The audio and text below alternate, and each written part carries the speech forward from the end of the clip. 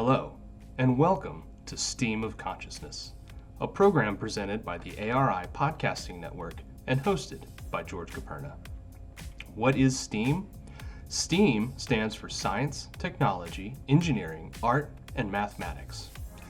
During each episode, we will take a few minutes to sit down with professionals in different STEAM-related fields to give them an opportunity to share their story and give their perspectives with the goal of promoting career awareness to potentially interested students, young professionals, and of course, anyone else who shares a fascination with these areas of study. And now, please join us as we tap into the STEAM of Consciousness. Welcome to STEAM of Consciousness. Today, we're joined by Len Paugh, the Vice President of Gas Development for the Long Ridge Energy Terminal. Welcome, Len. Well, welcome. Glad to be here. We're really pleased to have you. I've known you for a long time, but I think, what does the VP of Gas Development do? Long story short is we build and operate combined cycle power plants, and we need gas as a fuel. My job is to find the gas and bring it to the plant. So what you're doing is basically the fuel source to generate electricity so I can charge my cell phone. Exactly. Fantastic. And what does that entail? Oh, it's a traditional EMP type structure where we do geology, we do the land work, we build and permit pads, we drill wells, complete wells, and produce them. And then at the end of the day, we take the gas into a pipeline system and take it to the plant. Fantastic. And kind of what degree set puts you in a position to get a job like this, Len? For this one, it is again going traditional oil and gas. It would be a petroleum and natural gas engineering degree. And when you were younger, Len, was that what you wanted to be when you grew up? A petroleum engineer, or was it more general? Well, in my younger years, I wanted to fly airplanes, but after I got past about 10 years old, I started knowing that I would be an engineer because I like building things. And then as we got into senior year in high school, Sam and Mary, who was the head of the department at West Virginia University, reached out to me and said, "Hey, did you ever think about petroleum engineering?" And I said, "I didn't even know what that was." So I went up for a visit, and it was intriguing. And so that's how I became one. And so what does a petroleum engineer do? I mean, what enticed you into that? Well, if we're being completely honest, Sure. um, at the time, it was the highest paid engineer you could be. Mm-hmm. And I wanted to be highest paid. So therefore, I became a petroleum engineer.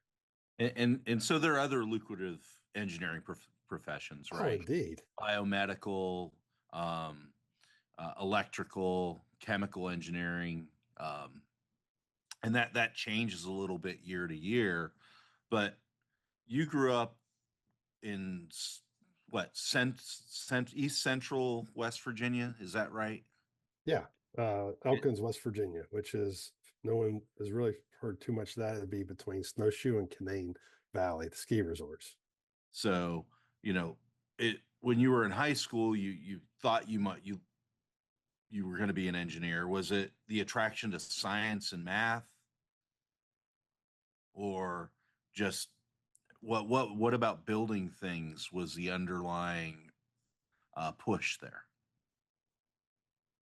Well, I think it's one of those things, just the atmosphere I grew up with. And if something needed done, everybody just got together, figured it out, and went and did it.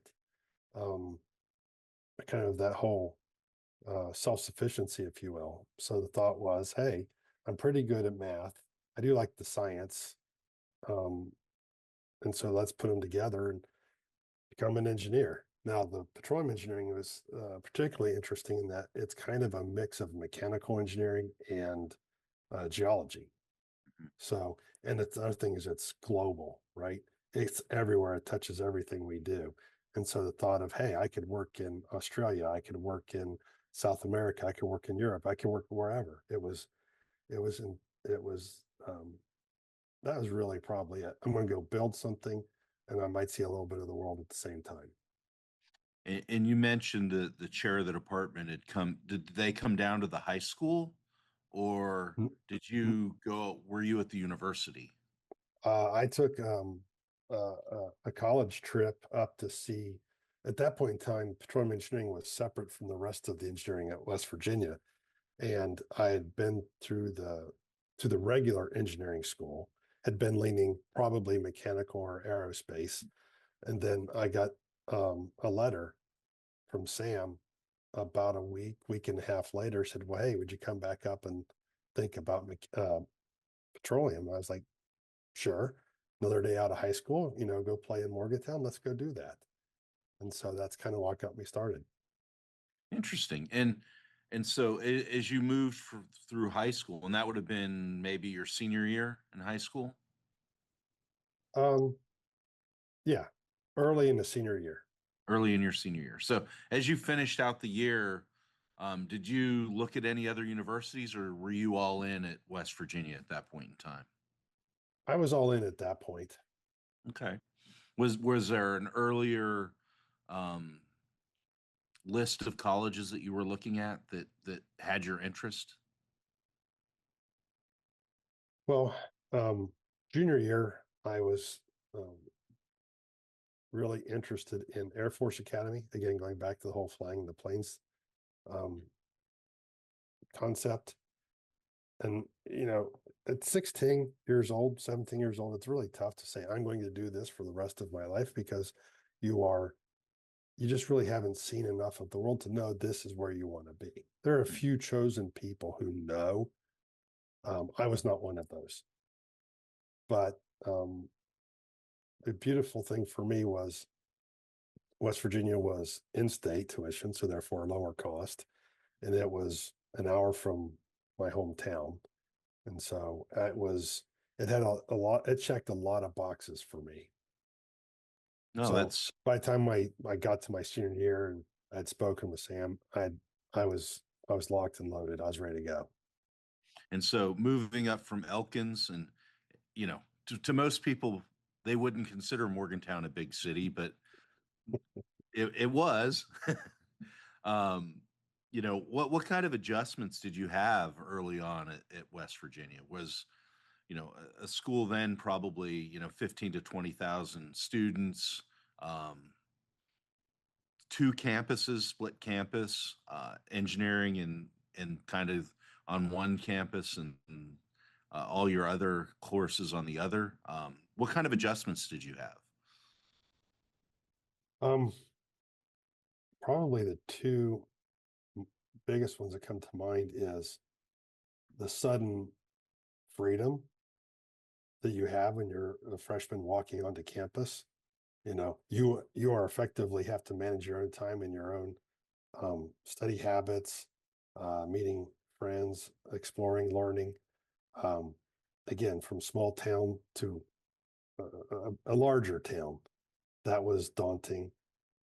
And also in my case, which hit me really hard, and I didn't realize it was I didn't know how to study Mm. in high school. National Honor Society, I never took books home. I didn't need to. But when I got to college, I just assumed it was a 4 year, go have fun, learn a little something here and there, and they're going to give you a piece of paper. I never, I never knew that I didn't know how to study, and that was hard for me. And it took me a year to figure that out. And and is there anything you can share there that maybe as advice?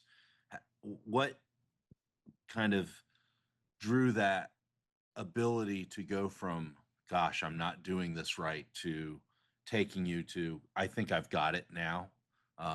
Was there any earth shattering event, let's say? Well, I think for me, it was just a realization that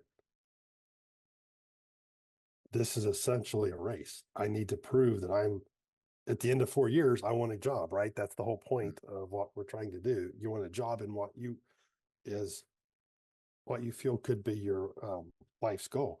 And for me, realizing that everybody was passing me by and that I would never get picked, it was like, well, I gotta figure this out, or I'm gonna have to go find something else to do. And also probably getting my first summer internship, right? Going into college, you say, I'm going to be a physicist or a school teacher. That's good. But until you actually put your feet into the waters of those respective careers, you don't know for sure that that's really where you want to be. And so for my first summer, I was with a service company, and I was doing grunt work as I should. And I got to be on a drilling rig. I got to be on running tools, wire lines, everything. I got real world experience, and I realized that this is something I really want to do. And probably the combination of realizing I don't want to be passed up and also realizing that this is what I want to do, said, okay, it's time to turn this around and actually learn how to study and apply myself.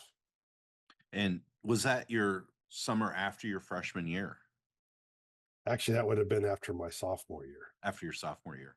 So how did you go about finding these opportunities to kind of get that, let's say, on the job experience, even though it was a paying effort?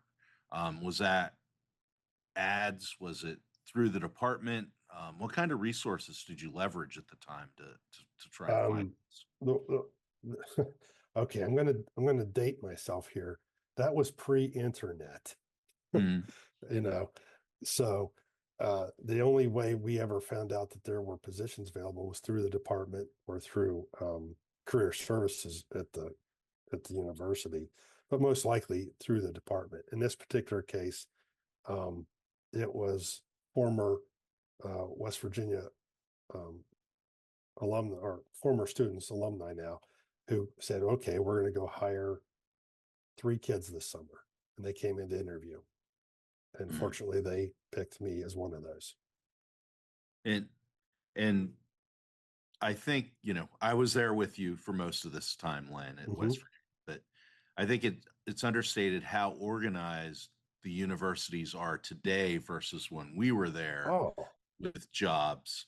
As you and I have gone back to hire kids, it's just astounding. It's a machine now. it is. And the resources for the students are so much better. I mean, they have uh, TAs for almost every class. There's someone to reach out to. The connectivity you see, one of the benefits there is the connectivity is like, hey, everybody in the senior class, well, they all know who's in the junior class and the sophomore class. And so the struggles that I may or the student has as a freshman, someone else was just in your seat a year ago or 2 years ago, 3 years. And that connectivity is really helpful. And so you're progressing through. You've got your summer job. You're coming back into your junior year, and at that time, that was really beginning to get into the petroleum curriculum in a lot of ways. Correct. You were already in the engineering curriculum, but you were starting to do oil and gas studies. Mhm. How was that a little different, or did you treat that the same way as your basic engineering courses and basic science courses um, as you progress through those courses?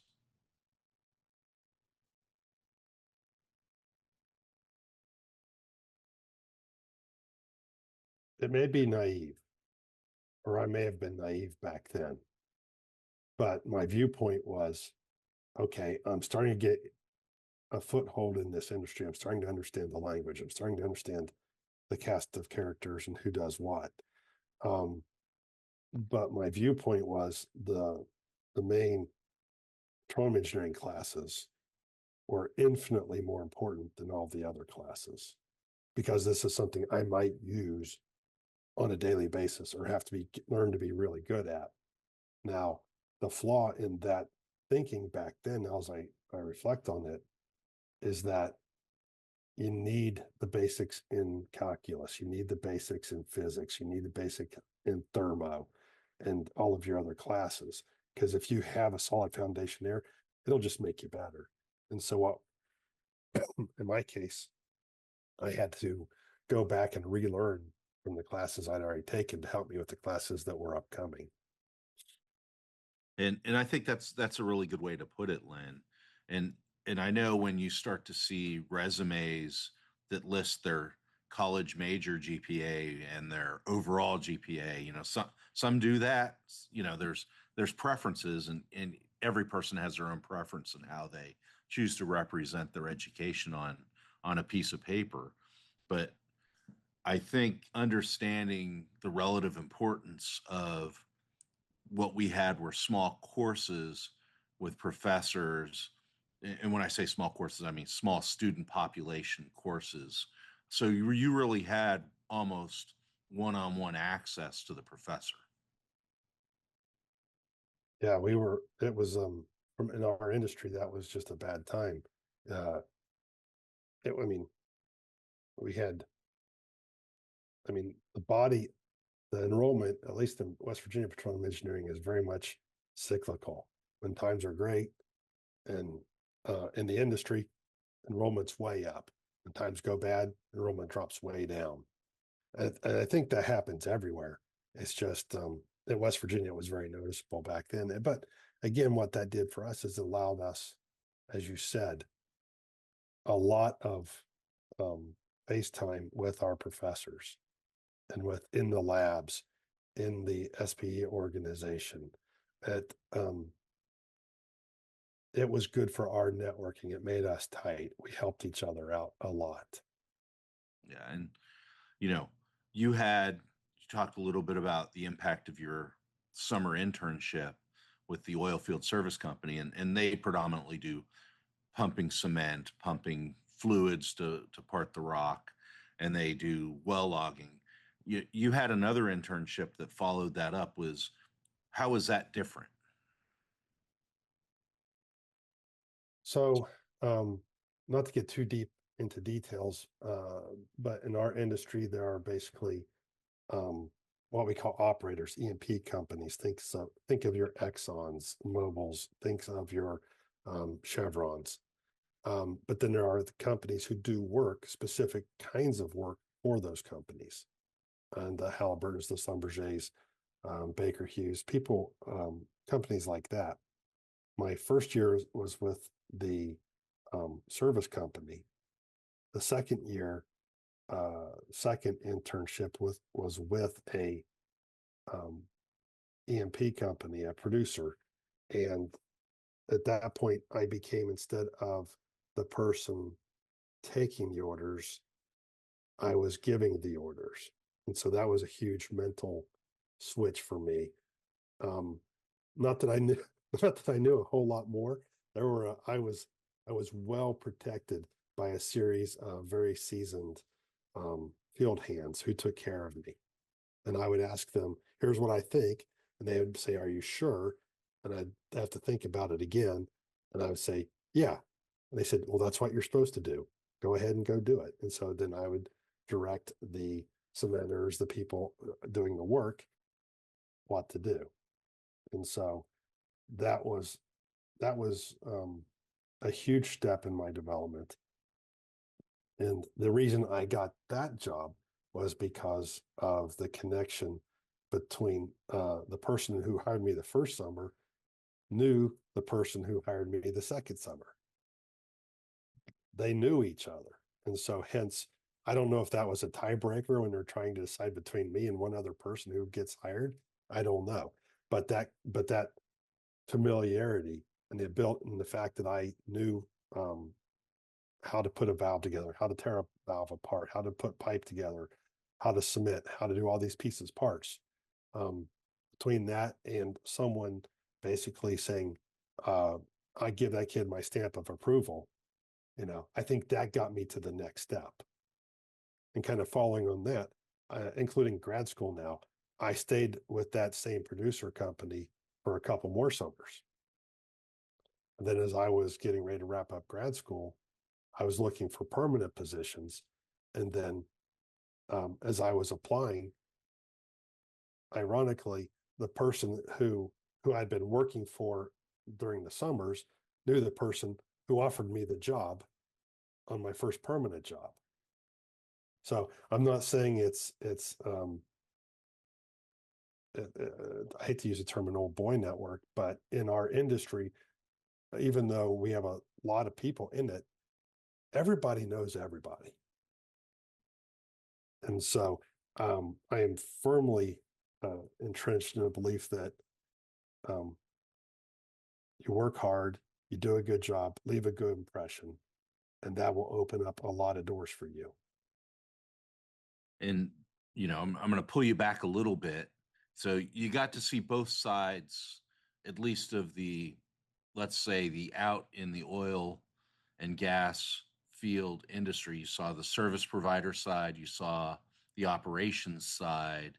How did that give you confidence going into your senior year? Did it build you up? Were you going back, you thought, armed with more information, or was it, boy, there's a lot I don't know? Well, I think there's two things. One, because I'd been out there in the field doing it, I thought I knew everything. I did. Mm-hmm. And I think that's probably not unusual for people just either wrapping up college or just coming out of college, because I got a degree. That means I'm smart, right? But it made me, in regards to my senior year specifically, and even into grad school, I guess would actually be probably a better comparison for me. I wanted to learn what these classes were telling me. I mean, okay, we can do the equations, we can do the math, but what's it actually mean? How do you use it? I wanted that connectivity, and I also wanted it to just get over. I'm ready to get on with my life. I want this job. I want to, be the next CEO of Exxon. I can do this. That's there's just this antsiness that was in me at that point in time. And you talked about the cyclical nature of the oil and gas industry, and it's almost famous in some ways. And part of the Or reason I infamous. think some of the salaries are so high, right? Because they hire and then they don't, and it's up and down. And when they need them, they need those engineers and geoscientists. But how did that have any impact in your decision to go from your undergrad? You already spoiled it and said you went to graduate school. How? No, that's fine. How did that weigh into your decision to go to graduate school? I weighed entirely. It was entirely that decision. Um, Times were tough in our industry, and that year, no one came to hire. No one for anything. And that was common in a lot of schools. And the department said, well, hey, would you like to stay for grad school? We'll help you with a stipend, and you might have to help out in some classes, help a couple professors. And at that point in time, it was like, well, I have no options and a mountain of debt, or I can keep going, get a degree, which I wanted to do at some point anyways, and push off those student loan payments. So the decision was pretty easy. And so you'd always wanted to entertain getting an advanced degree. Indeed. And why? I mean, obviously the optionality was they came to you again. So yet again, the department reached out to you. So that's nice. I think you're talking a lot about the network of this person knew that person, and it boils down to show up, do a good job, do it proudly, and you're going to get those recommendations. And it kind of feels that the department was seeing that in you as well. I would hope so. There was I think, a massive change in me from the start to the end. Part of that is probably because I was the first in our family to ever go to college. So no, I had no guidance in that regards. And I'd honestly had done a very poor job early on. And so they had seen my GPA kind of go like this over time. They had seen my attitude probably corresponding pretty strongly with that going up over time as well. And so um, I think that's a trait everybody looks for. If you can make it out of school with an engineering degree, it means you're pretty smart. But the question I have, and what I always ask the people who I interviewed for jobs, was, what drives you? What makes you come to work? Why are you here? Why do you want to do this?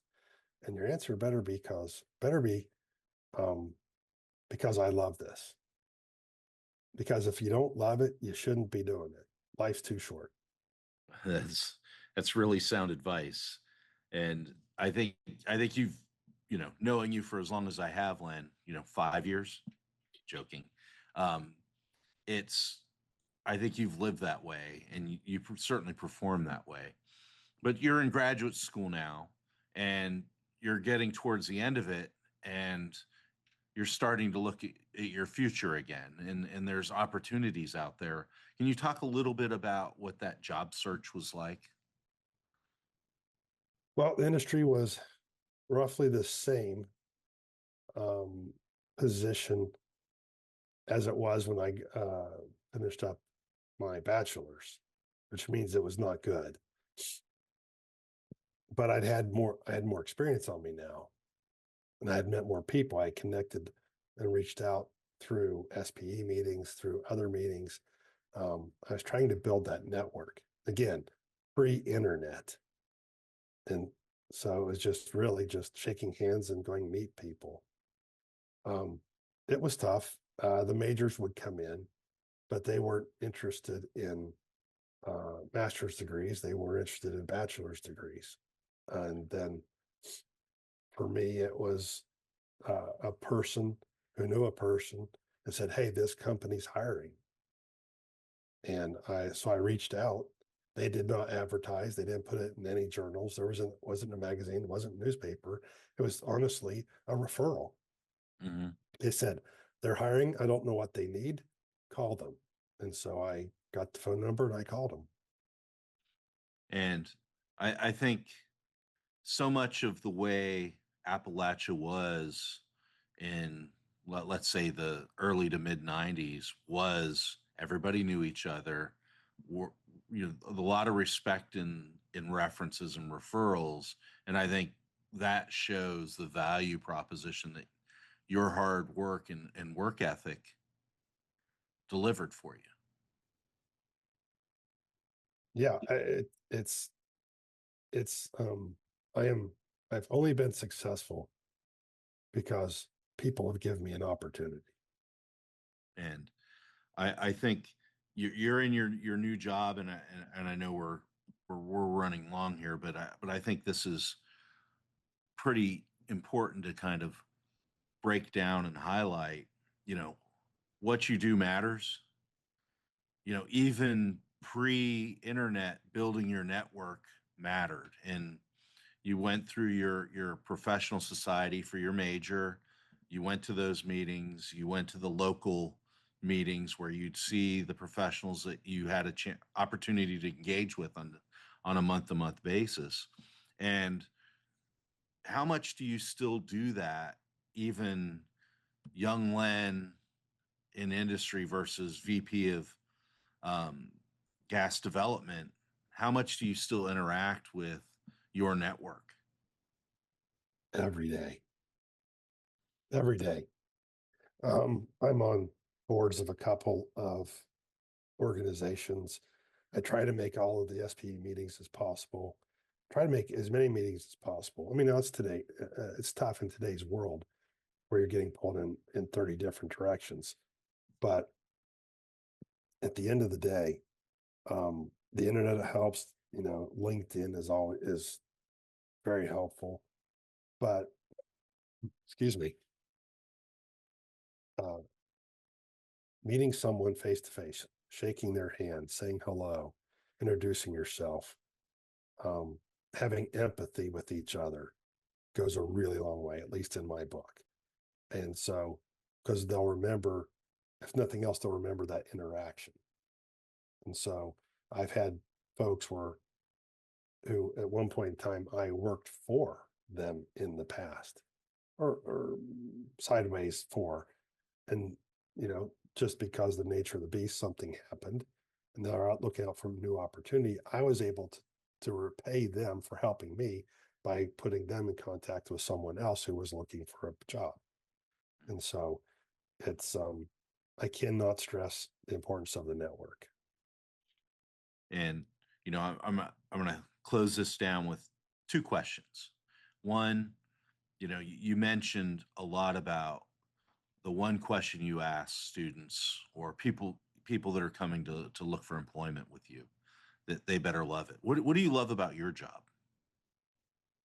Well, for me, it's allowed me to do things I never even imagined I could do. And see things and do things from an industry perspective that are pretty cool. But I've also had to morph over time for what I've done. And like for right now, I'm with a power company. I would have never thought about a power company. We make electricity, but you got to have the fuel to make the electricity. So I'm a natural gas guy living in a power world. And so I love the fact that this morning I was talking about initial well results.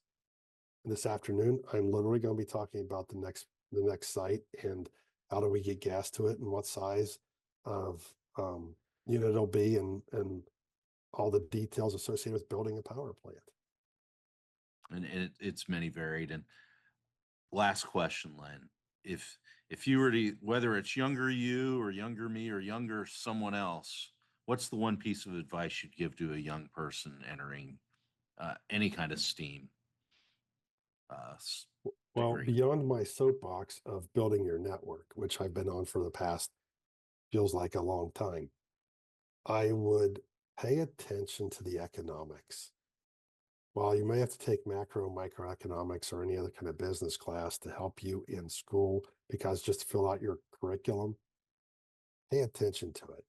At the end of the day, in any industry, anywhere, if it doesn't make economic sense, they're not going to build it. They're not going to do it. So understand how the economics affect the science. That's really good advice. And Len, thank you so much for taking some of your valuable time to spend with us here today. Really appreciate it. Happy to do it. Appreciate you having me on. And this has been a presentation of the ARI Podcasting Network. I'd like to thank again Len and Ryan Kessler, who's produced this episode. Download wherever you get podcasts. Thank you very much.